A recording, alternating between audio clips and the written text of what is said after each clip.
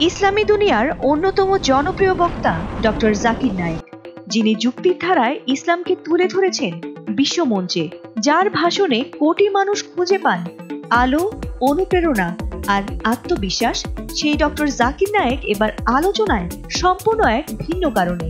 এই মানুষটিকে আমরা চিনে এসেছি মঞ্চে কোরআনের আয়াত তুলে ধরে যুক্তি দিয়ে বিশ্বকে নাড়া দেওয়ার জন্য, কিন্তু এবার তিনি ঝাঁপিয়ে পড়লেন 430 ফুট উঁচু থেকে।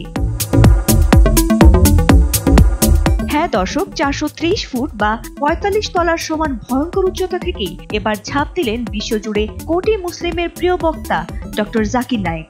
ধর্মীয় মঞ্চে যিনি যুক্তির যোদ্ধা, এবার তিনি হলেন অ্যাডভেঞ্চারের নায়ক। আর এই ভিডিও তিনি নিজেই শেয়ার করেন তার অফিসিয়াল এক্স অ্যাকাউন্টে, আর তা মুহূর্তের মধ্যেই ভাইরাল হয়ে যায়। পাকিস্তানের জিও নিউজ এক প্রতিবেদনে জানিয়েছে, ইন্দোনেশিয়া সফরের সময় ডক্টর জাকির নায়েক শুধু বানজি জাম্পিং করেননি, বরং অংশ নিয়েছেন ক্লিফ জাম্পিং এবং ওয়াটার স্লাইডিং এর মতো আরো কয়েকটি চ্যালেঞ্জিং অ্যাডভেঞ্চারে। ভিডিওতে দেখা গেছে এই মুহূর্তগুলো তিনি দারুণভাবে উপভোগ করছেন আর সাহসিকতার মাধ্যমে যেন নিজেকেই বারবার চ্যালেঞ্জ করছেন। তবে এটাই তার প্রথম নয়। আগের বছর উগান্ডা সফরের সময় তিনি 165 ফুট উচ্চতা থেকে বানজি জাম্প করেছিলেন। এদিকে ডক্টর জাকির নায়েকের এই দুঃসাহসিক কাণ্ডে সামাজিক যোগাযোগ মাধ্যমে ভক্তদের প্রতিক্রিয়া ছিল বেশ আবেগঘন।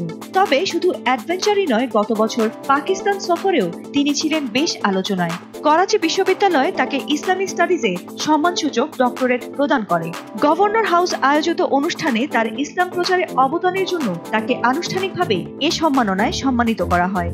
ডক্টর জাকির নায়েক এমন একজন ব্যক্তি যিনি কোরআনের বাণী ছড়িয়ে দিচ্ছেন বিশ্বজুড়ে, আবার তরুণদের সামনে সাহস আর বিশ্বাসের এক নতুন উদাহরণও স্থাপন করছেন।